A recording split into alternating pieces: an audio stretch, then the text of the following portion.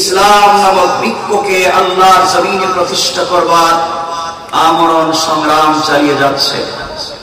আমার কলিজার টুকরা, প্রাণের চেয়ে আপন ছাত্র, তরুণ, যুবক বন্ধুগণ, আলোচনার শুরুতেই আমার পক্ষ থেকে সকলকে আন্তরিক মোবারকবাদ, শুভেচ্ছা জানিয়ে আল্লাহ পাক রব্বুল ইজ্জতুল জালালের শাহিদের বারে শুকরগুজার হচ্ছি যে আল্লাহ আজকের মোবারক তাফসীরে আমাদেরকে একত্রিত করেছেন।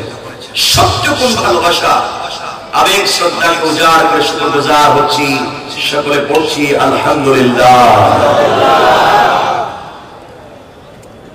আমরা প্রথমে স্মরণ করছি এই বিজয়ের মাসে এই সুজলা সুফলা শস্য শ্যামলা স্বচ্ছ সুপ্রজ্জ্বল সোনার বাংলাদেশ আমাদেরকে উপহার দেওয়ার জন্য 1971 সনে যারা শহীদ হয়েছেন আমরা স্মরণ করছি। যারা বিকলাঙ্গ হয়ে, গাজী হয়ে আজ বেঁচে আছেন, তাদের হায়াতের কল্যাণ কামনা করছি। পাশাপাশি এই সুন্দর সমাজ বিনির্মাণে আমাদেরকে চমৎকার করে বসতে দেওয়ার সুযোগ করে দিয়ে স্বাধীনতার সর্বোচ্চটুকু স্বাদ আস্বাদন করাবার সুযোগ যারা তৈরি করে দিলেন এই জুলাই আগস্টের বিপ্লবের মধ্য দিয়ে যারা শহীদ হয়েছে, আমরা আল্লাহর কাছে কামনা করছি আল্লাহ যেন তাদেরকে জান্নাতুল ফিরদাউস নসিব করে। যে আন্দোলনে শহীদ হয়েছেন তাদের পরিবারকে আল্লাহ যেন সবরে জামিল নসিব ফরমায়। যারা আজ বিভিন্ন হসপিটালে মৃত্যু যন্ত্রণায় কাতরাচ্ছে, বিকলাঙ্গ হয়েছে, প্রতিবন্ধী হয়েছে, জীবন যৌবন বিসর্জন করেছে এই জনপদের জন্য, এই জনপদের শান্তির জন্য, আমরা আল্লাহর কাছে কায়েমুল বাইতকে আল্লাহর কাছে আমরা বলতে পারি আল্লাহ তাদেরই রক্ত, তাদের এই অবদান, তাদের এই কৃতিত্বের কারণে এই পুণ্যভূমি বাংলাদেশে এই 56,000 বর্গ মাইলে আপনি কোরআনের রাজকে, কোরআনের বিধানকে কায়েম করে দিন। খুব বেশি কথা নেই, কোরআনে কারীমের 13 নম্বর পারা 14 নম্বর সূরা, সূরা ইব্রাহিমের প্রথম থেকে আমরা তেলাওয়াত শুনেছি। রব বলেছেন আলিফ লাম রা। এখানে আমরা কথা বলতে পারবো না যেহেতু এটা হুরুফে মুকাত্তাআত, সাংকেতিক চিহ্ন। এটা বন্ধুই বলতে পারে বন্ধুর সঙ্গে কেমনে কথা বলছে, অর্থাৎ কোন চায়ের দোকানে বসে কোন বন্ধু কথা বলছে, দোস্ত ওই যে গতকালকে একটা কথা বলছিলাম তোর মনে আছে? 100 জন মানুষের ভিতরে বন্ধুই বলতে পারে গতকালকে কি কথা বলেছিল। এটা সাংকেতিক ধ্বনি বলেছে, কেউ বুঝেনি। রব রাসূল পাকের সঙ্গে মেরাজে কি কথা বলেছিলেন এই সাংকেতিক ধ্বনি ব্যবহার করার জন্য দিয়েছেন হুরুফে মুকাত্তাআত। বলছেন আলিফ লাম রা। বন্ধু ওই যে মেরাজের রাতে তোমার সঙ্গে যে কথা বলেছিলাম ওই যে ওটা কেউ বুঝেনি, তোমাকে বুঝাবার জন্য বলেছি আলিফ লাম রা, আলিফ লাম মিম, কাফ হা ইয়া আইন সাদ তা সিন মিম। এটা আল্লাহ জানেন, আল্লাহর রাসূল জানেন। আমরা এটাকে এখানে রাখলাম, পরবর্তী আলোচনার দিকে যাব। এরপর যে শব্দ আল্লাহ বলেছেন কিতাব, কোরআনে মানে একটা কিতাব, আনজালনাহু ইলাইকা, রাসূল যে আপনার প্রতি অবতীর্ণ করেছেন আপনার মহান প্রতিপালক। কেন অবতীর্ণ করেছেন? এই কোরআন দিয়ে আপনি কি করবেন? এই কোরআন দিয়ে আপনি কেউ মারা গেলে তার বাড়িতে 10 জন মিলে খতম পড়বেন। এই কোরআন দিয়ে জানাজার জিয়ারত করবেন। এই কোরআন দিয়ে শবে বরাত আর শবে কদর খতম করবেন। এই কোরআন দিয়ে রমজানের মুবারকে শুধুমাত্র তারাবিহের সালাত করবেন। এই কোরআন দিয়ে আপনি তাবিজের কবজ দিবেন না কোন কাজে? এই পুরো কোরআনকে আল্লাহ তাআলা নাযিল করেছেন। আল্লাহ বলছেন লিতুখরিজান নাসা মিনাজ যুলুমাতি ইলান নূর। রব বলেছেন পুরো দুনিয়া যদি অন্ধকারাচ্ছন্ন হয়ে যায়, এই অন্ধকারাচ্ছন্ন সমাজকে আলোকিত করবার জন্য একটা ম্যাগনেটিক লাইট, একটা বাস্তব চুম্বক তিনি কোরআনকে সংবিধান হিসাবে দিয়েছেন যেন পুরা জাতিকে, পুরা সৃষ্টিকে অন্ধকার থেকে আলোর পথ দেখাতে পারে। অন্ধকার থেকে আলোর পথ দেখাবার জন্য আল্লাহ দিয়েছেন একটা কিতাব যার নাম, আওয়াজ করে বলেন, যার নাম। আমার বন্ধুগণ, কোরআন নিয়ে আমরা খুব সংক্ষেপ কথা বলব, খুব সংক্ষেপ। 9:30 আমরা কথা ছেড়ে দেবো ইনশাআল্লাহ। 9:30 চলে আসবে, 9:30 এখানে বসে যাবে, কথা বলে আসবে। এটা লম্বা কথা নয়,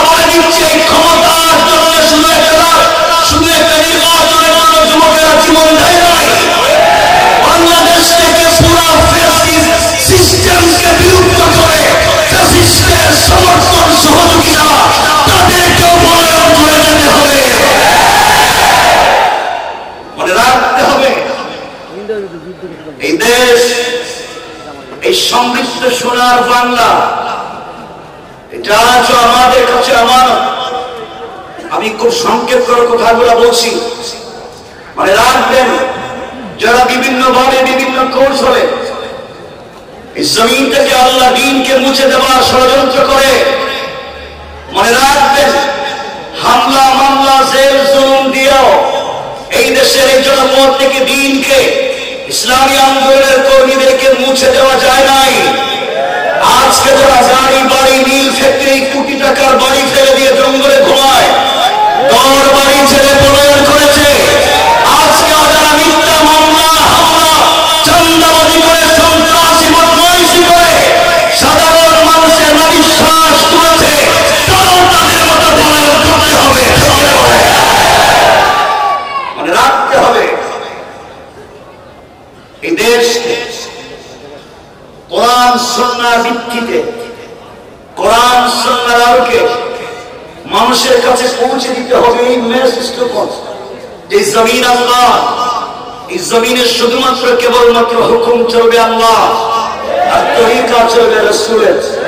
আল্লাহর জমিনে আল্লাহর হুকুম আর রাসূলের তরিকা ছাড়া বিকল্প কারো বাপের, কারো বাবা, কারো স্বামী, কারো ব্যক্তি, কারো পীরের কোন মতাদর্শ প্রতিষ্ঠিত করতে দেওয়া যাবে না।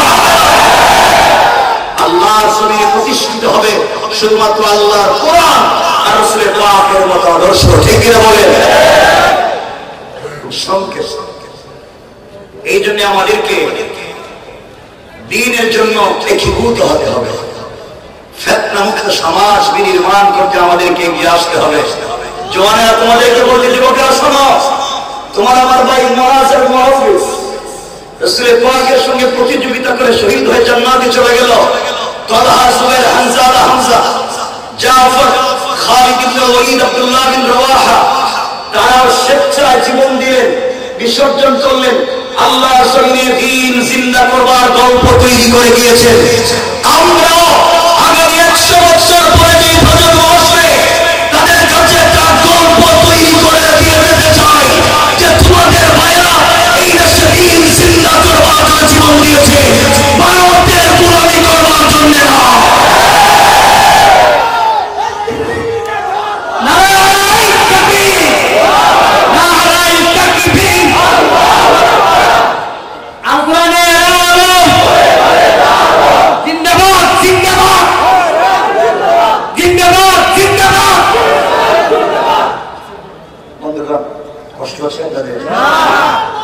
আমি লম্বা সময় মাঠে ছিলাম না, আপনারা জানেন নাকি, বাধ্য হয়ে আমাকেও দেশের বাইরে থাকতে হয়েছে।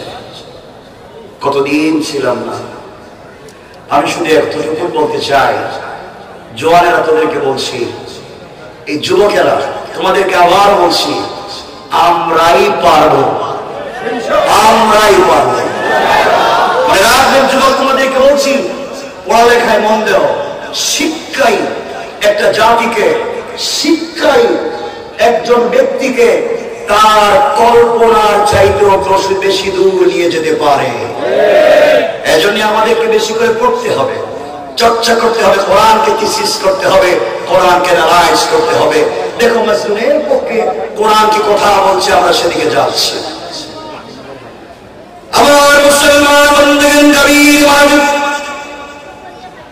জমিনে যখন জুলুম ছড়িয়ে পড়ে, জালিমদের গুনাহ যখন জমিনে বেড়ে যায়, আল্লাহ রাব্বুল ইজ্জত ওয়াল জালাল কোরআনে কারীমে তার বন্ধু হাবিবুল্লাহ রাসূল পাক সাল্লাল্লাহু আলাইহি ওয়াসাল্লামকে কি মেসেজ দিলেন, কি ইনফরমেশন বার্তা দিলেন আমাদেরকে বোঝাবার জন্য। আল্লাহ কোরআনে বলছেন, ওয়া মা লাকুম লা তুকাতিলুনা ফি সাবিলিল্লাহ।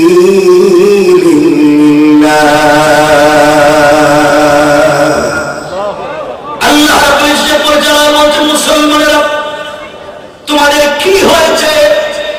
আল্লাহ বলেন, তোমাদের কি হয়েছে? তোমরা কেন যুদ্ধ করো না? তোমরা কেন কিতাল করো না? তোমরা কেন প্রতিবাদ করো না? তোমরা কেন প্রতিরোধ গড়ে তোলো না? তোমরা কেন ঐক্যবদ্ধ হও না? ওই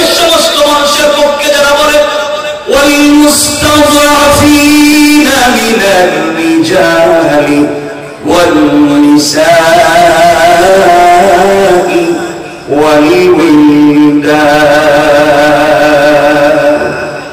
যেই দেশের বৃদ্ধ যেই দেশের নারী যেই দেশের ছোট ছোট বাচ্চারা জালেমের শিকার হয় জুলুমের শিকার হয় জালেমের জুলমে আক্রান্ত হয় আল্লাহর কাছে চিৎকার করে বলছে যেই দেশের মাজলুমেরা যেই দেশের বৃদ্ধ বৃদ্ধারা যেই দেশের ছোট ছোট বাচ্চারা আল্লাহর কাছে ডাক দিয়ে বলছে আল্লাহ الذين يقولون ربنا أخرجنا من هذه القرية الظالم أهلها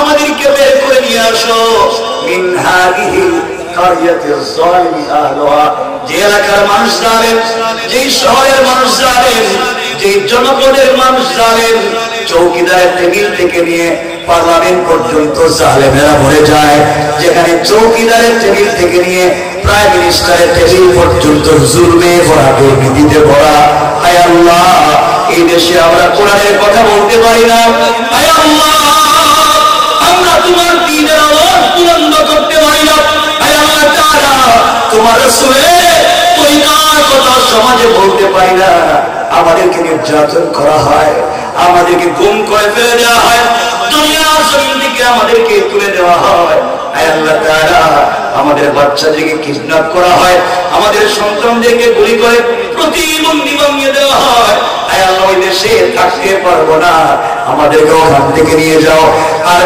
জালেমের রাজ্যে আমাদেরকে যদি মাজলুম বানিয়ে তুমি রাখতে হয় তোমার কাছে দুই জিনিস চাইলাম এক নাম্বার ওয়াজআল লানা মিন লাদুনকা ওয়ালিয়া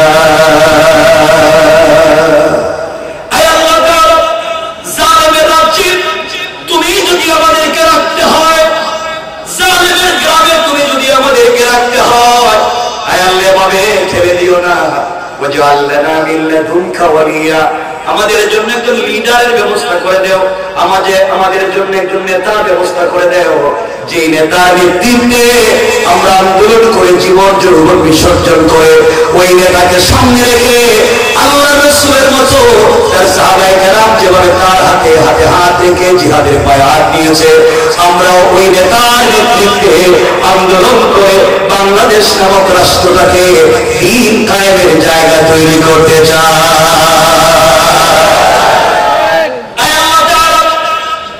শুধুমাত্র নেতা দিলেই হবে না আমরা জানি তুমি শুধু নেতা দিলেই বিজয় আসবে না রাসূলের পাশকে বদরের যুদ্ধে নেতা বানিয়েছো এরপর সাহায্য দিয়েছো আয় আল্লাহ আমরা তোমাকে বিশ্বাস করি শুধু নেতার মাধ্যমে জমিনে দ্বীন জিন্দা হবে না তোমার সাহায্য লাগবে এরপরে শব্দে বললাম ওয়াজআল লানা মিন লাদুনকা নাসীরা আয় আল্লাহ শুধু নেতা দিলে হবে না সাহায্যের প্রয়োজন আছে তুমি আমাদেরকে সাহায্য দান করো আমরা বলতে পারি আল্লাহ তুমি আমাদের জন্য অমরের মধ্যে একজন নেতা বানাইয়া দাও যার হাতে হাত রেখে আমরা পায়ে হাত নিতে পারি আমাদের কেমন ভাবে সাহায্য নাযিল করো রাসূলের পাক পরিবার মক্কা থেকে হিজরত করে মদিনায় যাওয়ার পথে পুরো দুনিয়ার কাফেররা তাকে মারতে চাইলো তুমি তাকে সাহায্য করে হেফাজত করে দিয়েছো আমাদেরকেও তুমি সাহায্য করো আমরাও কথা দিলাম আমাদের শরীরে এক ফোঁটা তাজা রক্ত থাকতেও তোমার দিনকে বাংলাদেশে বুলন্দিত হতে আমরা দিতে পারি না আমার বন্ধুগণ কথা বুঝবেন মুসলমানরা আল্লাহর কাছে বলছে আল্লাহ আমরা তো জুলমের শিকার তুমি কি আমাদেরকে একজন লিডার দিবে না তুমি কি আমাদেরকে সাহায্য করবে না আমরা এই জনপদে দিন জিন্দা করতে চাই আল্লাহ জবাব দিচ্ছে আল্লাহ কথা শুনছে এই যে এখানে এক মিনিট আপনাদেরকে একটা কথা বলার জন্য বলছি আমি যে বললাম যে রব বলেছেন হাসবি আল্লাহ তোমরা আমাকে যথেষ্ট মনে করো পুরা দুনিয়া এই মাঠে যারা আছে সবাই তোমার বিরুদ্ধে বন্দুক হাতে নিয়ে অস্ত্র হাতে নিয়ে দাঁড়িয়ে আছে তোমাকে মেরে ফেলবার জন্য। তোমাকে বলছে গোলাম শোনো, পুরো দুনিয়া যদি তোমার বিরুদ্ধে দাঁড়িয়ে যায়, তুমি আমি আল্লাহকে যথেষ্ট মনে করে তুমি দাঁড়িয়ে যাও। পুরো দুনিয়া তোমার বিরুদ্ধে দাঁড়িয়ে গেল, কেউ না থাকলেও আমি রব আছি, তোমার কথা কেউ না শুনলেও শুনবে। আওয়াজ করে বলে কেমনি আমরা 1 মিনিট ওই কথাটা শেষ করে মূল আলোচনাকে সংক্ষেপ ঘটনা বলছি। আমার মুসলমান বন্ধুগণ, গভীর মনোযোগ। আল্লাহ রাসূল যেদিন হিজরত করে মক্কা থেকে মদিনায় যাবেন, হিজরতের ঘটনা বলছি না, শুধু 1 মিনিট শুনেন। গভীর রজনীতে জিবরিল আমিন হাজির হয়ে গেলেন, ডাক দিয়ে বলছেন, ইয়া রাসূলুল্লাহ, ইয়া হাবিবাল্লাহ, পয়গম্বর আরবি, আপনি ঘুম থেকে উঠে যান। আল্লাহ রাসূল ঘুম থেকে উঠে গেলেন, ওযু করলেন, 2 রাকাত সালাত পড়লেন। জিবরিল আমিন বলছেন, ইয়া রাসূলুল্লাহ, আল্লাহ তাআলা আপনাকে হিজরতের কথা বলেছেন ইয়াসরিবের দিকে, খেজুর বাগানের দিকে, মদিনার দিকে। আল্লাহ রাসূল তৈরি হয়ে গেলেন, নিজের বিছানায় নিজের চাচাতো ভাই হযরত আলীকে শুইয়ে দিলেন, মানুষের আমানত তার কাছে পৌঁছে দিলেন। রাত হবে না, নিজে মক্কা ছেড়ে মদিনায় চলে যাবেন। দরজার কাছাকাছি পৌঁছে গিয়েছেন, দরজা খুলে বের হয়ে যাবেন। হঠাৎ আমাদের কানে আওয়াজ এসেছে, পুরো দুনিয়ার কাফেররা আল্লাহ রাসূলের বাড়ি চতুর্দিকে বেষ্টন করে দিয়েছে। রাসূল ঘর থেকে বের হলে মেরে ফেলবে। অত্যাধুনিক অস্ত্র নিয়ে, যুদ্ধ অস্ত্র নিয়ে সব নিয়ে দাঁড়িয়ে আছে, আল্লাহ রাসূলকে মেরে ফেলবে। আল্লাহ বললেন, বন্ধুরে তুমি ঘর থেকে বের হয়ে চলে আসো। আল্লাহ রাসূল বলছেন, আল্লাহ তাআলা আপনি আমাকে বললেন হিজরত করে মক্কা থেকে মদিনায় চলে যাওয়ার জন্য, বাড়ির চতুর্দিকে কাফেররা দাঁড়িয়ে আছে, বের হয়ে গেলে তো আমাকে মেরে ফেলবে। আল্লাহ বলছেন, বন্ধু আমার, তুমি শুধুমাত্র চলার পথে আমাকে যথেষ্ট মনে করে আমার কোরআন থেকে তেলাওয়াত করে ঘর থেকে বের হয়ে যাওয়ার দায়িত্ব তোমার। আর পুরা কাফেরদের সামনে তোমাকে হিফাজতের জিম্মাদার স্বয়ং আমি আল্লাহ। আল্লাহ রাসূল দরজায় পৌঁছে গেলেন, দরজায় হাত দিয়েছেন, দরজা খুলবেন। এমন সময় আল্লাহকে ডাক দিয়ে বলছেন, আল্লাহ আমি জানি আপনি আমাকে বাঁচাবেন, এতে কোনো সন্দেহ নাই, আপনি আমাকে হেফাজত করবেন, এতে সন্দেহ নাই। ওয়ালাকিন লিয়াতমাইন্না কলবি, কিন্তু অন্তরে প্রশান্তি পাই না। আল্লাহ তুমি যদি আত্মরক্ষা করবার জন্য কিছু আমাকে দিতা, তাহলে আমার পরবর্তী উম্মতেরা শিক্ষা নিতে পারত, বিপদের সম্মুখীন হলে আত্মরক্ষা করা যায়। কিন্তু যারা অস্ত্র নিয়ে সন্ত্রাসী করে তাদেরকে কেউ সন্ত্রাসী বলে না। মুসলমান ছাত্ররা হাতে যদি একটা লাঠিও নেয় আত্মরক্ষা করার জন্য, ওই মুসলমান সন্তানদেরকে যারা জঙ্গি সন্ত্রাসী বানায়, তারা হবে জমানার পিতৃ পরিচয়হীন হারামজাদা।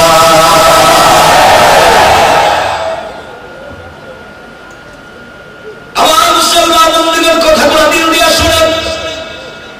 আল্লাহ বলছেন, বন্ধুরে কথা দিয়েছি তোমাকে হেফাজত করব গোটা দুনিয়ার সামনে, এরপরে তুমি আমাকে বলছো আত্মরক্ষার ব্যবস্থা করে দিতে। বন্ধু, হাতের মধ্যে কিছু কঙ্কর নিতে পারো, হাতের মধ্যে কিছু বালি নিতে পারো, হাতের মধ্যে কিছু পাথর নিতে পারো, আমাকে যথেষ্ট মনে করে কোরআন থেকে এখানে একটা ফু দিয়া সামনের দিকে নিক্ষেপ করতে পারো, কেউ তোমাকে দেখবে না।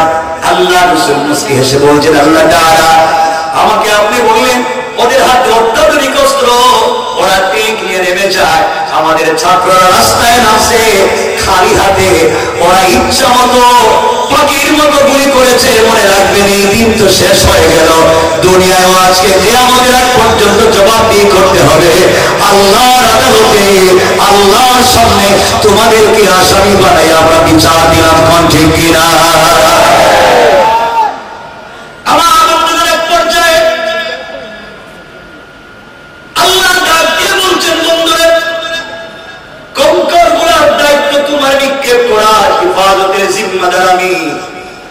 সংকেত কথা রসুলের পাক বালি অথবা কঙ্কর অথবা পাথর হাতে নিলেন, দরওয়াজা খুললেন, সামনের দিকে নিক্ষেপ করলেন, ডাইনে বামে পিছনে চতুর্দিকে কাফের। আল্লাহ রাসূল সামনের দিকে নিক্ষেপ করলেন, তাকায়া দেখেন চতুর্দিকের কাফেরদের চোখে চোখে পৌঁছে গিয়েছে। কেউ আল্লাহ রাসূলকে দেখতে পারল না, চোখ রগড়াতে লাগলো, চোখ মুছতে লাগলো। আল্লাহ রাসূল মদিনায় পৌঁছে গেলেন, কেউ তাকে মারতে পারলো না। একদিন সুযোগ বুঝে আল্লাহ বলছেন, বন্ধুরে ওই দিন তুমি কেমনে মক্কা থেকে মদিনায় গিয়েছো, গোটা দুনিয়ার কাফেররা তোমার ঘরকে বেষ্টন করেছিল তোমাকে মেরে ফেলবার জন্য, কিন্তু সবার চোখের সামনে চলে গেলাম, কেউ তোমাকে দেখলো না। অত্যাধুনিক অস্ত্র থাকবার পরেও কেউ তোমাকে মারতে পারলো না, কারণ কি? আল্লাহ রাসূল বলছেন, আল্লাহ আমি তো জানি না, আমি তো তোমাকে যথেষ্ট মনে করে আত্মরক্ষা করবার জন্য শুধু সামনের দিকে পাথর মারলাম, পাথর পিছনে চলে গেছে, ডাইনে বামে আমি তো কোনো দিকে দেই নাই, কেমনে গেল আমি কেউ বলতে পারবো না। আমার আল্লাহ জবাব দিলেন, বন্ধু শোনো, ওয়ামা রামাইতা ইযা রামাইতা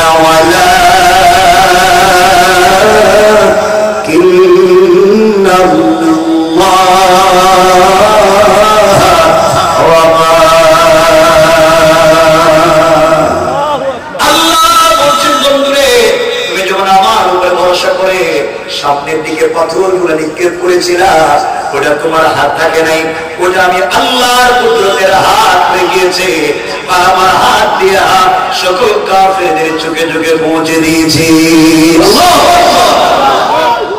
আল্লাহ পাক বলছে, তোমরা আমার উপরে ভরসা করো। আমরা ভরসা করবো কার উপরে? আওয়াজ করে বলুন, কার উপরে? এক কথা যদি বিশ্বাস থাকে, তোমরা খুব বেশি কথা বলছি না, একথা যদি বিশ্বাস থাকে তাহলে তোমাদেরকে বলছি, যে দেশকে আমরা অস্থিতিশীল করতে চায়, যারা বাংলাদেশে মানুষকে ভারতে চিকিৎসা দিতে বলছে, আমরা দিতে পারবো না, আমরা চিকিৎসা দিতে পারবো না, আমরা তাদেরকে আমাদের দেশে আসতে দিব না, বাংলাদেশের কনসুলেটকে জ্বালিয়ে দিবে, আঘাত করবে। আমরা মনে করছি মুসলমানরা, শোনো, আমরা দুর্বস্ত্রাব খাই না, আমরা দুর্বল করে বড় হয়েছি, আমরা সমৃদ্ধশালী জাতি। আমাদের বিরুদ্ধে যদি কেউ দাঁড়িয়ে যায়, তাদের অস্তিত্বই সমাজে থাকবে না, থাকবে না, থাকবে না। ঠিক কিনা বলে?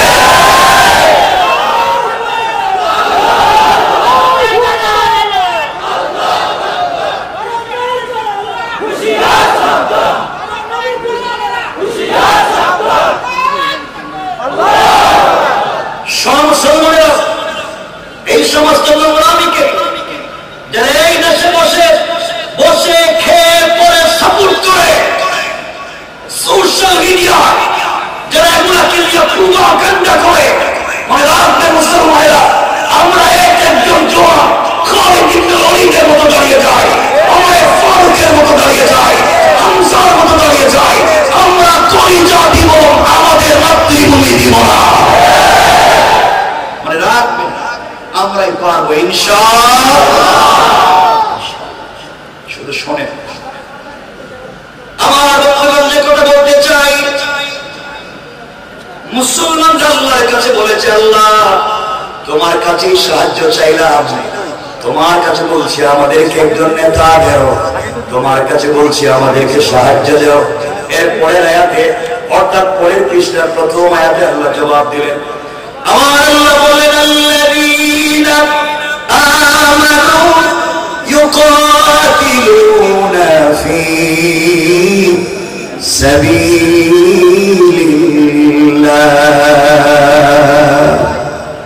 আল্লাহ যারা বলছেন, মুসলমানেরা তোমাদের চিন্তার কোন কারণ নাই।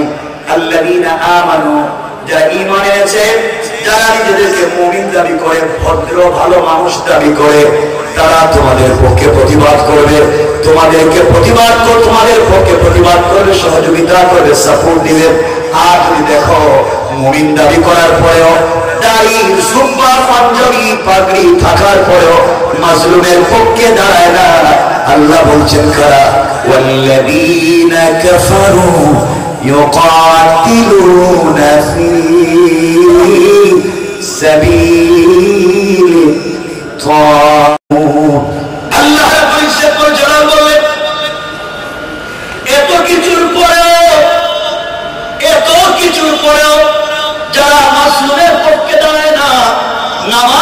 আছে, দাড়ি ঠিক আছে, জুব্বা ঠিক আছে, পাঞ্জাবি ঠিক আছে, তসবিহ ঠিক আছে, এত কিছুর পরেও যদি দেখো মাজলুমের পক্ষে দাঁড়ায় না, আল্লাহ বলছে ওরা কারা তোমরা শুনে রাখো, ওরাই হলো এই জামানা আব্দুল্লাহ ইবনে উবাই ইবনে সালুল। কোন ঠিক না? মুসলমানরা আল্লাহর কাছে বলছে আল্লাহ তাই আমরা এখন কি করবো বলেন, কেমনে যুদ্ধ করবো? আল্লাহ বলেন শোনো, ফাকাতিলু আউলিয়া শাইতান। আল্লাহ বলেন মুসলমানেরা যুদ্ধ করো।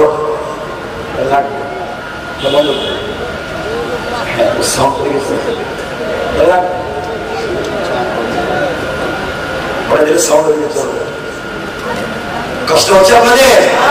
একটু হাত তুলে দেখা কার কার কষ্ট হয়? কষ্ট এত মানুষের কষ্ট হয়, অসুবিধা হচ্ছে? হাত জোড়াইলে ভালোবাসার মুখে যায়। এজন্যে আমি জানি আপনাদের কষ্ট হচ্ছে, বসবাস গরম তো অনেক, এরপরেও আপনাদের যদি একটু সুযোগ থাকে, আমি বলছি না আমি সবিনয় সম্মান করব, শুধু নিবেদন করছি যদি সুযোগ থাকে সামনে আসবার, যদি সুযোগ থাকে একটু কি কাছে আসা যায়? যুবকেরা পুরা জিন্দেগি শুনছো, কাছে আসো, পাশে থাকো।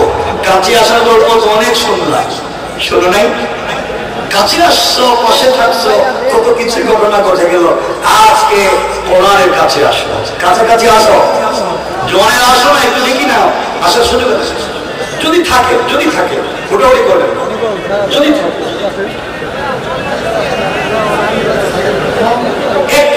একটু খুব বেশি জানি, বেশি জায়গা নাই, কিন্তু একটু যদি সুযোগ থাকে।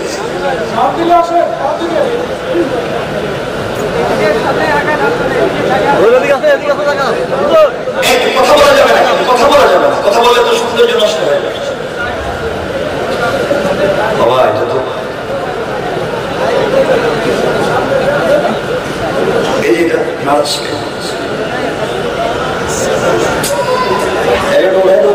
ভাই কথা বলা যাবে না, 1 মিনিট সময় দিয়েছে, শুধু সুযোগ থাকলে সামনে আসে। আমরা বেশি কথা শুনবো না ইনশাআল্লাহ, কম সময় রেখে ভাই না এই নিচে নামাই এই যে না এই যে বড়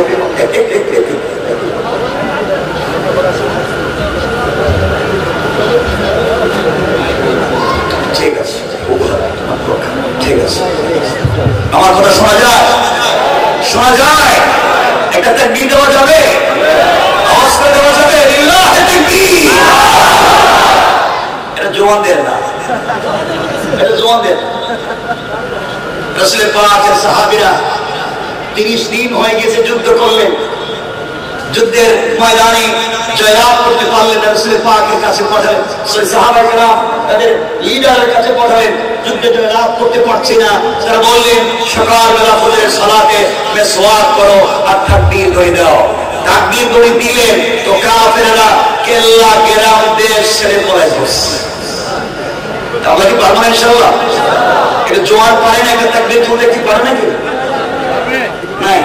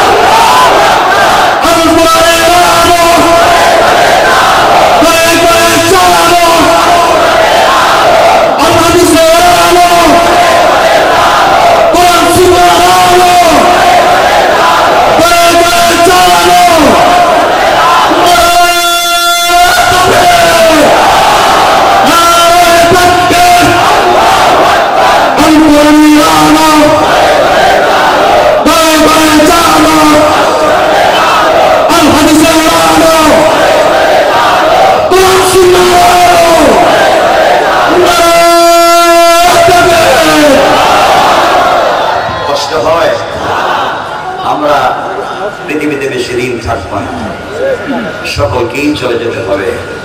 রবের কাছাকাছি আমাদেরকে দাঁড়াতে হবে। রব যদি আমাদেরকে জিজ্ঞাসা করে, তোমাকে হায়াত দিয়েছিলাম, তোমাকে চমৎকার একটা সোসাইটি দিয়েছিলাম, তুমি এবারে দিন চিন্তা করতে পারলে না, দিনের দাওয়াত দিতে পারলে না, তো আমরা কোনো জবাব দিতে পারছি না। আমার বন্ধুগণ, কথাকে সংক্ষেপ করে বলবার জন্য আমরা সামনের দিকে যাই। আল্লাহ পাক রব্বুল ইজ্জত ওয়াল জালাল বলেন, ফাকাতিলু আউলিয়া আশ-শাইতান। ও মুসলমানেরা, তোমরা এই সমাজের শয়তানদের বিরুদ্ধে যুদ্ধ করো। আল্লাহ বলেন নাই, আল্লাহ বলেন নাই তোমরা ইহুদি, বৌদ্ধ, খ্রিস্টান, কাফেরের বিরুদ্ধে যুদ্ধ করো, ওই আয়াত বলেন নাই। আল্লাহ বলেন ফাকাতিলু, তোমরা যুদ্ধ করো, কেতাল করো, প্রতিবাদ করো আউলিয়া আশ-শাইতান, শয়তানের ওলিদের বিরুদ্ধে, শয়তানের লিডারদের বিরুদ্ধে, যারা পর্দার আড়ালে থেকে থেকে শয়তানি দিয়ে এবং বুদ্ধি দিয়ে থাকে, যারা পলায়ন করে বুদ্ধি দিয়ে থাকে। শয়তানের লিডার কারা? শয়তানের লিডার কারা? এই সমাজে নিজেদেরকে মুসলমান দাবি করে, কাফেরদের পক্ষে রাজনীতি করে, জালেমদের পক্ষে দাঁড়িয়ে যায়, মাসুমের রক্ত নিয়ে যারা শয়তানি বদমাইশি করে, তারা হচ্ছে এই জমানার সবথেকে বড় হারামখোর।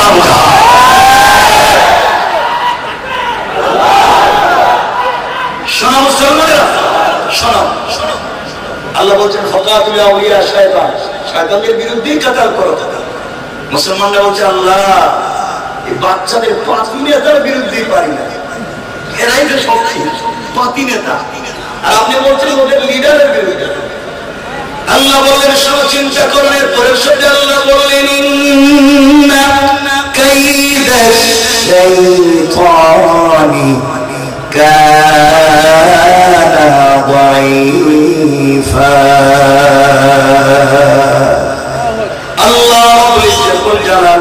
চিন্তা করো না, কাফের বেঈমানেরা দুনিয়ার জমিনে তোমাদেরকে বিপদে ফেলার জন্য তারা যত কৌশল করে, তাদের সকল কৌশল আমি আল্লাহর কাছে মশা মাছির চাইতে আরো বেশি দুর্বল। কোন ঠিক কিনা?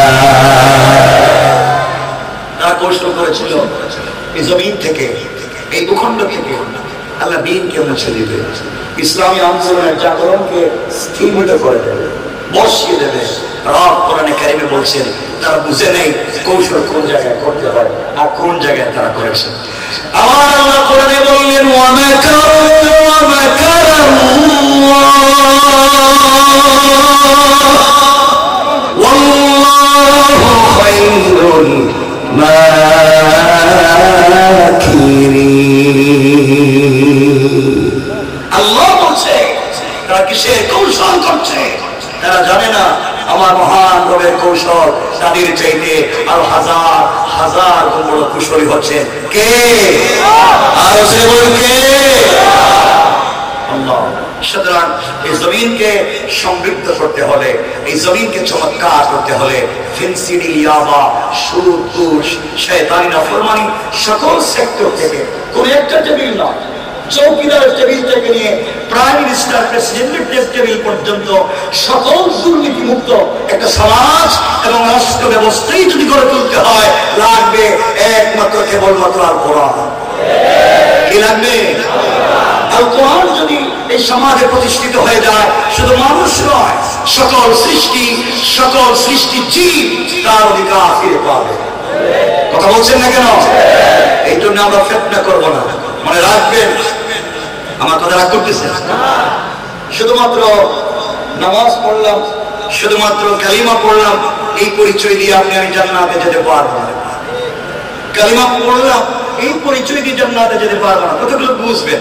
যারা ইউনিভার্সিটিতে পড়ছেন অথবা যারা ইউনিভার্সিটিতে পড়েছেন, আপনারা জানেন ইসলামিক স্টাডিজ একটা বিভাগ আছে না? ওখানে মুসলমান সন্তানদের পাশাপাশি, মুসলমান ছেলে মেয়েদের পাশাপাশি অনেক হিন্দু, বৌদ্ধ, ইহুদি, খ্রিস্টান, ভিন্ন ধর্মের মানুষও পড়ালেখা করে।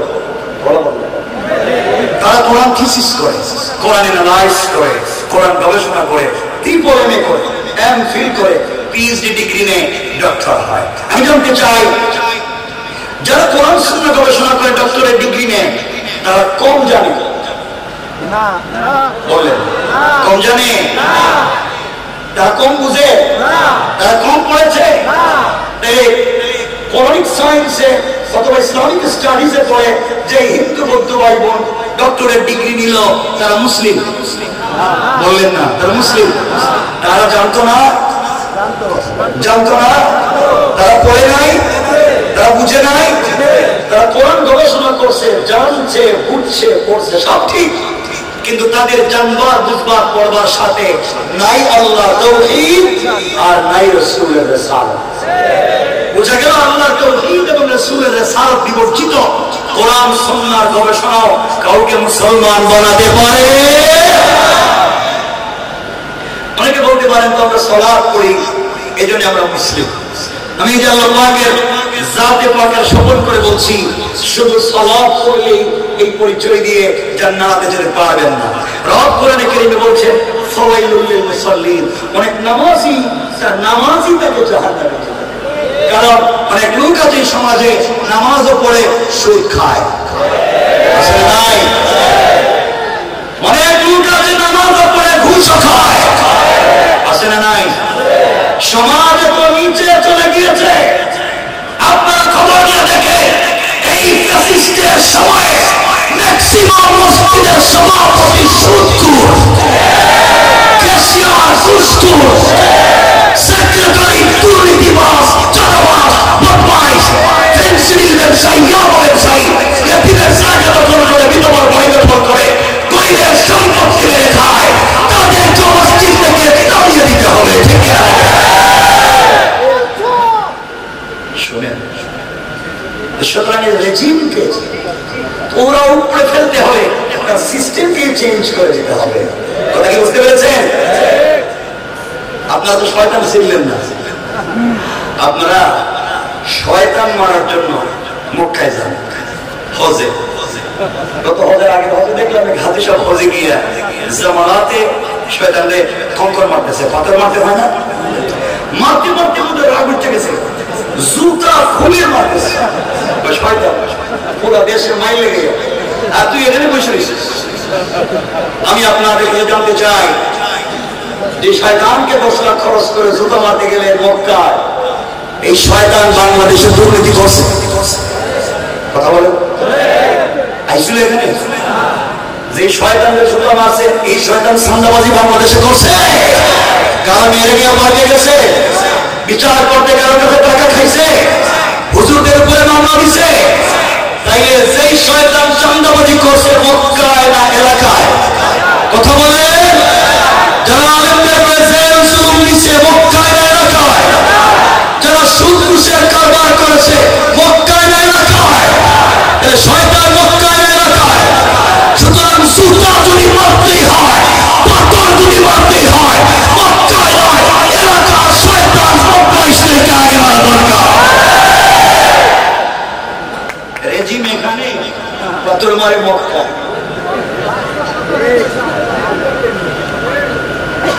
কষ্ট পাইলেন? আমার বন্ধুগণ, এই চমৎকার সমাজকে বিনির্মাণ করতে হলে, এই নোংরামি থেকে সমাজকে বাঁচিয়ে নিয়ে আসতে হলে আমাদেরকে লাগবে কোরআন নামক সংবিধান সকল সেক্টরে, সকল জায়গায়। তাহলে সমাজে শান্তি ফিরে আসবে। শান্তি দিবেন কে? কেমনি আমি সংক্ষেপে বলে দিই। আমার মুসলমান বন্ধুগণ, গভীর মনোযোগ। রাসূল পাক সাল্লাল্লাহু আলাইহি ওয়াসাল্লাম ইন্তেকাল করলেন। দুনিয়ার জমিনে যদি দিন কায়েম হয়ে যায়, ইসলামী রাজ কায়েম হয়ে যায়, মানুষ কেমনে শান্তিতে থাকবে একটু তাকাইয়া দেখেন। রাসূলের ইন্তেকালের পরে সিদ্দিক আকবর রাদিয়াল্লাহু তাআলা মদিনার খলিফা, আল্লাহ রাসূল দুনিয়ার জমিনে নাই, রাষ্ট্রের প্রধান খলিফা সিদ্দিক আকবর, এই রাষ্ট্রের প্রধান বিচারপতি চিফ জাস্টিস হযরত ওমর, আর এই রাষ্ট্রের প্রধান পরামর্শদাতা উপদেষ্টা হযরত আলী, হযরত ওসমান। চমৎকার হয়ে দেশ চলতে লাগলো। কথাগুলো শুনেন। হযরত সিদ্দিক আকবর ফজরের সালাত করে মসজিদে বসা, এমন সময়ে হযরত ওসমান চলে এসেছেন। ওসমান এসে ডাক দিয়ে বলছেন, খলিফাতুল মুসলিমিন আমিরুল মুমিনিন সিদ্দিক আকবর, আপনার কাছে আমি একটা কথা জানতে চাই। সিদ্দিক আকবর বলেন তো, মদিনা নামক রাষ্ট্র আল্লাহ রাসূলের পরে আপনি কি দিয়ে চালান?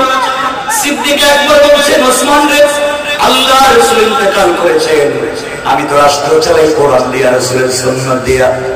ওসমান ডাক দিয়ে বলছেন, আবু বকর, কথা যদি সত্য হয় আমি জানতে চাই, যেই রাষ্ট্র কোরআন দিয়া চলে, যে রাষ্ট্রের পূর্ণাঙ্গ সংবিধান কোরআন, ওই রাষ্ট্রে যদি একজন নাগরিক না খেয়ে মারা যায়, আল্লাহর আদালতে কি আপনাকে জবাবদিহি করতে হবে?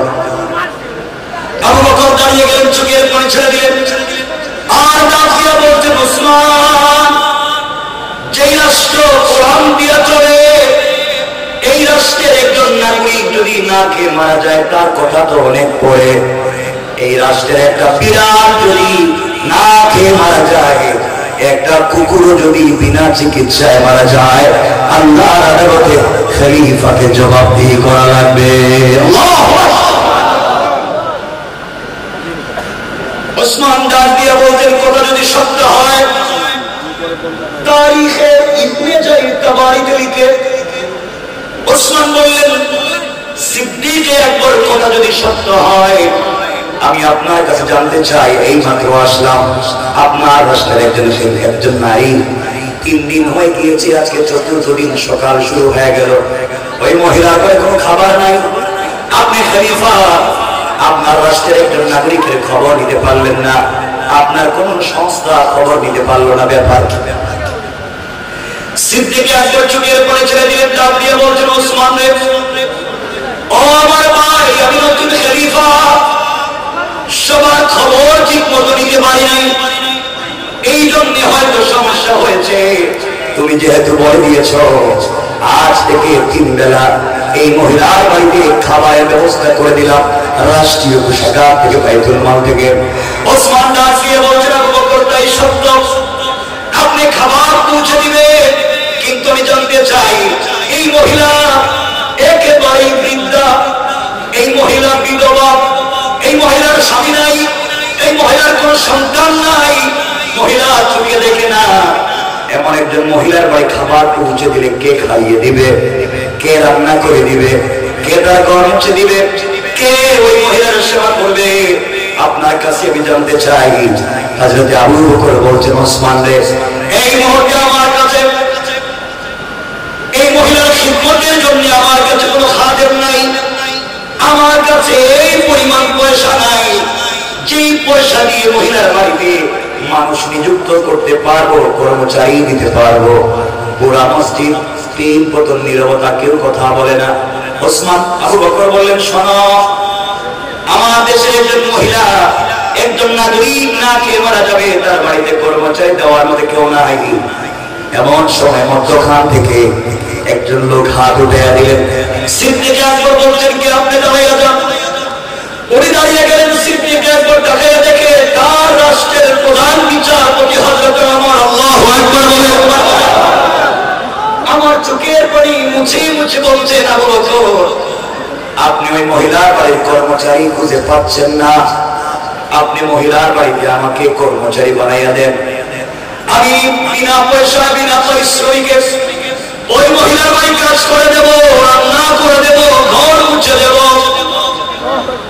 সিদ্দিক আকবর বলছেন, আপনি রাষ্ট্রের প্রধান আইন কর্মকর্তা, আর আপনি যদি এই মহিলার বাড়িতে কাজে চলে যান, রাষ্ট্রের আইন কে দেখবে, রাষ্ট্রগুলা কে দেখবে? হযরত ওমর বলছেন, আবু বকর, আমি অফিসে যাওয়ার আগে সকালবেলা এই মহিলার বাড়িতে কাজ করব, অফিস থেকে ফেরার প্রতি সন্ধ্যার পরে মহিলার বাড়িতে কাজ করে দেব, এরপরেও যেন বিনিময়ে আল্লাহ রাসূলকে সন্তুষ্ট করতে পারি। হযরত সিদ্দিক আকবর দাঁড়িয়ে গেলেন, বললেন, শোনো, ওই ওমরকে বলছেন যে ওমরের নাম শুনলে শয়তান রাস্তা চেঞ্জ করে, ওই ওমর যে ওমর রাসূলের পাকের মাথা কেটে দিতে গিয়েছে, আর যে ওমর কোরআন নামক শিক্ষা হওয়ার কারণে, দ্বীন বুঝে আসবার কারণে বিনা পয়সায় একজন অন্ধ নাগরিকের বাড়িতে কাজ করে দিতে চায়, এটা পৃথিবীর কোন ব্যক্তি, পৃথিবীর দুনিয়ার সাধারণ কোন মানুষের আদর্শ দিয়ে কাজ হবে না। এই আদর্শ তৈরি করতে পারে একমাত্র আল কোরআন। কোরআন মানুষকে কেমনে পরিবর্তন করতে পারে। আবু বকর বলতেন, শোনো, তাই যদি সত্য হয়, এক সপ্তাহ সময় দিলাম, এক সপ্তাহ যদি মহিলার বাড়িতে ঠিক মতো দায়িত্ব আদায় না করো, এক সপ্তাহ পরে তুমি আমার আদালতে জবাবদিহি করতে হবে। আর যদি ঠিক মতো চলতে না পারো, এই আমাদের ময়দানে আল্লাহ রাসূলের সামনে আল্লাহর আদালতে তোমার বিরুদ্ধে আমি নালিশ করব। কথা সংক্ষেপ করে দিচ্ছি, সময় নিচ্ছি না। পরের দিন সকালবেলা ফজরের সালাত পড়ে নাস্তা সেরে হযরত ওমর অফিসে যাওয়ার আগে ওই মহিলার বাড়ি পৌঁছে গেলেন। দরজায় নক করে বলছেন, মা, আমি আপনার বাড়ির নির্ধারিত খাদেম, রাষ্ট্রের পক্ষ থেকে আমাকে চাকরি দিয়েছে, বলেন আপনার কি করে দেওয়া লাগবে, রান্না করে দেওয়া লাগবে কিনা, ঘর মুছে দেওয়া লাগবে কিনা জানতে চাই। ঘরের ভিতর থেকে ক্ষীণ খায় আওয়াজে একজন মহিলা ডাক দিয়ে বলছেন, যুবককে তোমাকে চিনতে পারলাম না। যুবকরে, তুমি আসার প্রায় 3 ঘন্টা আগে আরেকজন যুবক এসে আমার ঘরের সবগুলা কাজ করে দিয়ে চলে গিয়েছে। আমার চিন্তায় পড়ে গেলেন, দায়িত্ব আমার, রাষ্ট্রের পক্ষ থেকে কর্তব্য আমার, কে করে দিয়ে আমাকে বিপদে ফেলে দে। অফিসে সারাদিন ভালো লাগে নাই, সিদ্ধান্ত নিলেন আগামীকালকে ফজরের সালাত পড়ে নাস্তা না করে পৌঁছে যাব মহিলার বাড়িতে। পৌঁছে গেলেন, সংক্ষেপ করে বলি, পরের দিন ফজরের সালাম ফিরাইয়া দৌড়াইয়া মহিলার বাড়িতে পৌঁছে গেলেন। ডাক দিয়া বলছেন, আম্মা জান, আমি আপনার বাড়ির নির্ধারিত খাদেম, আপনি বলেন না কি করে দেওয়া লাগবে, মা, রান্না করে দেওয়া লাগবে কি, কি করে দিতে চাই। মহিলার জবাব দিচ্ছেন, বাবারে, আজ তুমি আসতে দেরি করে ফেলেছ, তুমি আসার 2 ঘন্টা আগে আরেকজন যুবক এসে আমার ঘর মুছে দিয়া আমাকে কুশল করাইয়া রান্না করে নিজের হাতে আমাকে খাইয়ে দিয়ে চলে গিয়েছে। আমার নিজেকে সামনে রাখতে পারলেন না, ব্যাপার কি? আমি তোমার পরীক্ষা করেছি, কেউ এই কাজ করে আমাকে বিপদে ফেলে দেয়। পরের দিন সিদ্ধান্ত নিলেন, ফজরের সালাতের আগে, তাহাজ্জুদের সালাতের পরে ওই মহিলার বাড়ি পৌঁছে যাবেন। যে কথা সেই কাজ। পরের দিন, তৃতীয় দিন, ওই মহিলার বাড়িতে হযরত ওমর পৌঁছে গেলেন ফজরের সালাতের আগে। ডাক দিয়ে বলছেন, মা, আপনার বাড়িতে কি করে দেওয়া লাগবে বলেন, আমি এসেছি, রান্না করে দেওয়া লাগবে বলেন, মা। ঘরের ভিতর থেকে মহিলা জবাব দিচ্ছেন, যুবকরে, আজও আসতে দেরি করে ফেলেছ, তুমি আসার প্রায় 1 ঘন্টা আগে আরেকজন যুবক এসে নিজের হাতে আমাকে খাইয়ে দিয়া আমার হাত উপর দিকে উঠাইয়া চোখে দেখি না বিড়বিড় করে কি যেন দোয়া করলো। আমার হাতটার মাথায় উঠাইয়া ডাক দিয়ে বলেছেন, মা, আমার জন্য দোয়া করবেন, কিয়ামতের দিনে আল্লাহর আদালতে আমাকে আসামি বানাইয়েন না। এইভাবে কান্নাকাটি করে কি যেন একটা যুবক চলে গেল, আমি বুঝতে পারলাম না। ওমরের মাথা গরম, ঠান্ডা আর হয় না। অফিসে গেলেন, কাজ করতে ভালো লাগে না। পরের দিন সিদ্ধান্ত নিলেন, আজকে তাহাজ্জুদের সালাতের আগে যাব। তাহাজ্জুদের সালাতের আগে নাঙ্গা তরবারি হাতে নিয়েছে, কুশল মুক্ত তরবারি, যুদ্ধের পোশাক পরেছেন। আর সিদ্ধান্ত নিয়েছেন, আজ আর কোনো কথা শুনতে পাই না, যাই পাবো তার শরীর থেকে মাথা আলাদা করে দিব। আমাকে বিপদে ফেলে দিয়েছে, এত বড় বিপদগ্রস্ত কি আমাকে করা যায়, কেমনি কাজ করলো কে? সংক্ষেপ করে হযরত ওমর তাহাজ্জুদের সালাতের আগে পৌঁছে গেলেন। ওই মহিলার বাড়ির দরজার সামনে গিয়ে দেখে মহিলা ঘরের ভিতরে মিটমিট করে আলো জ্বলে, আর গুনগুন করে একটা জোয়ানের কথা শোনা যায়। হযরত ওমর বললেন, এবার তুমি আমার হাতে ধরা পড়ে গিয়েছো, আর বাঁচবা না। এই বলে তরবারি হাতে নিয়ে অন্ধকারে দাঁড়িয়ে আছে, দেখলেই মেরে ফেলবে। কিছুক্ষণ পরে ওই ঘরের ভিতর থেকে জোয়ারেরা শোনা, কোরআন যদি জমিয়ে জিন্দা হয়ে যায়, কোরআনের বিধান যদি প্রত্যেকটা সেক্টরে কায়েম হয়ে যায়, দুর্নীতির বিরুদ্ধে আন্দোলন করা লাগবে না, এমনি মানুষগুলোর পরিবর্তন হয়ে যাবে তাদের চরিত্রের। কারণ কোরআন বলেছে চরিত্রের পরিবর্তন করে দেবে। আমার বন্ধুরা আমার দাঁড়িয়ে আছে, এমন সময় দেখে একজন যুবক ঘর থেকে বের হয়ে আমি তিনি পা দিয়ে চলে যায়। আমার চিৎকার করে বলছে, যুবক দাঁড়িয়ে যাও। আমি আমার বলছি দাঁড়িয়ে যাও। এক পাও সামনে নিবা না, এক পা যদি সামনের দিকে আগাও, আমি আমার তোমার শরীর থেকে মাথাটাকে আলাদা করে সারেন্ডার হয়ে দাঁড়িয়ে আছে। সে আর কেউ না, তিনি হলেন মদিনার রাষ্ট্রের খলিফা হযরতে আবু বকর। আল্লাহ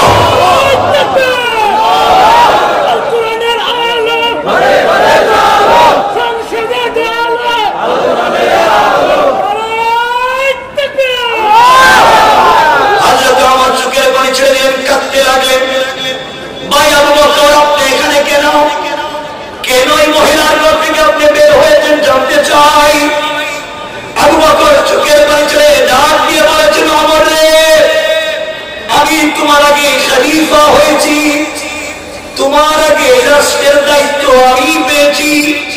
এর অর্থ হলো কিয়ামতের দিনে আল্লাহর আদালতে তোমার আগে আমাকে জবাবদিহি করা লাগবে, তোমার আগে আল্লাহর আদালতে আমাকে কথা বলতে হবে।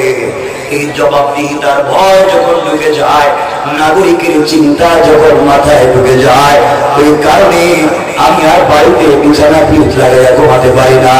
তোমার আগে আগে মহিলার বাড়ির কাজগুলা আমি করে দিয়ে যাই। আল্লাহু আকবার। চিন্তা করেন, একটা রাষ্ট্রের খলিফা কি পরিমাণ বিনয়ী হতে পেরেছে। কে বানিয়েছে? আল কোরআন বানিয়েছে। আল কোরআনের শিক্ষাই পরিবর্তন করে। আমার বন্ধুগণ আমার দেখে দেখেন পায়ের মধ্যে জুতা নাই, ডাক দিয়ে বলছে, আবু বকর তোমার পায়ে জুতা নাই কেন বলো? আবু বকর ডাক দিয়ে বলছেন, ভাই ওমর রে, আমি রাষ্ট্রের খলিফা, এতে কোনো সন্দেহ নাই, কিন্তু চামড়ার জুতা পরবার মতো পয়সা আমার নাই। আমি একটা কাঠের খড়মের জুতা পরি, গভীর রজনীতি জুতা পরে মদিনার রাস্তায় যদি পাথরের শক্ত রাস্তা দিয়ে হাঁটি, খটখট আওয়াজ হবে, মানুষের ঘুম ভেঙে যাবে, সাধারণ মানুষের ইবাদত নষ্ট হবে। এই জন্য আমি খলিফা পায়ের জুতা দেই না। একটা রাষ্ট্রের খলিফা চামড়ার জুতা পরবার মতো পয়সা নাই। আর আমাদের দেশের মানুষেরা জনগণের টাকা মেরে মেরে বিদেশে তারা পাচার করে বাড়ি ঘর বানায়। এই জন্য আল্লাহ বলেছেন, কিতাবুন আনজালনাহু ইলাইকা লিতুখরিজান নাসা মিনাজ যুলুমাতি ইলান নূর।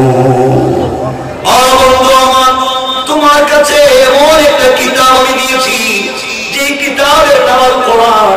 ওটাকে যদি সুন্দর করে সমাজের চতুর্দিকে লাগিয়ে দেওয়া যায়, অন্ধকার থাকবে না, আলোকিত করে দিবেন। আওয়াজ করে বলেন কে? আমার বন্ধুরা কথাগুলো দিন দিয়ে শুনে, তাহলে এতক্ষণের আলোচনা থেকে যেটা বোঝাতে চাইলাম, কোরআন যদি সকল জায়গায় পৌঁছে যায়, দিন যদি জিন্দা হয়ে যায়, সমাজে শয়তানি থাকবে? নাফরমানি থাকবে? চুরিদারি থাকবে? সন্ত্রাসী থাকবে? সুতরাং আমরা পরিষ্কার করে বলতে চাই, আমরা এই প্রজন্মের জওয়ান, আমরা এই প্রজন্মের জওয়ান যারা আমাদেরকে সন্ত্রাস আর জঙ্গি সাজাতে চায়, এই দেশের ইসলামী আন্দোলনের কর্মীরা সন্ত্রাস আর জঙ্গি হয় না,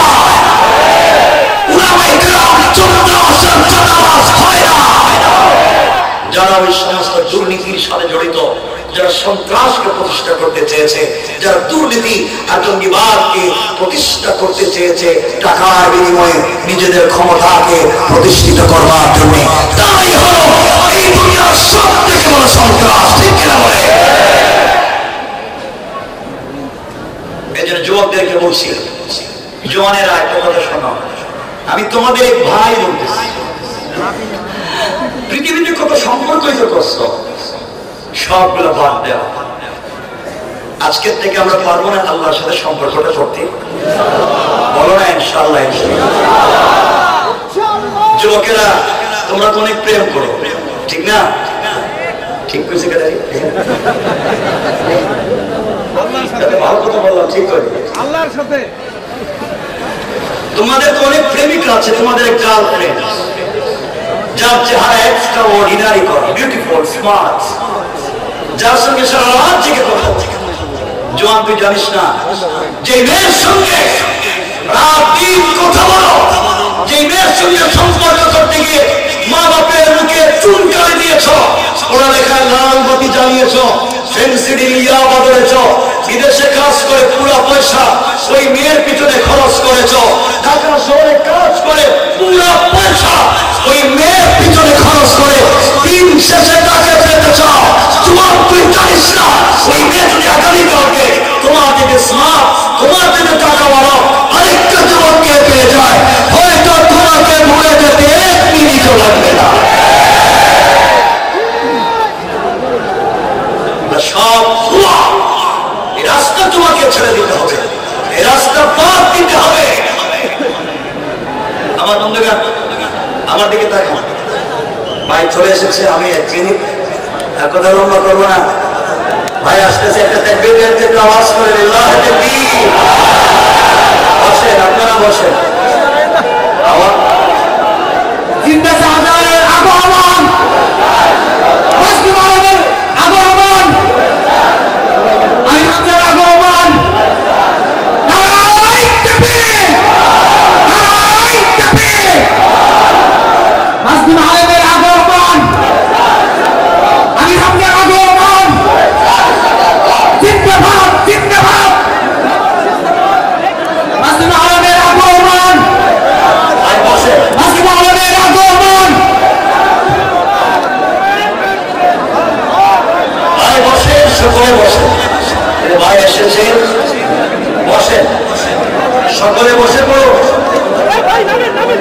সকলে বসে পড়ো।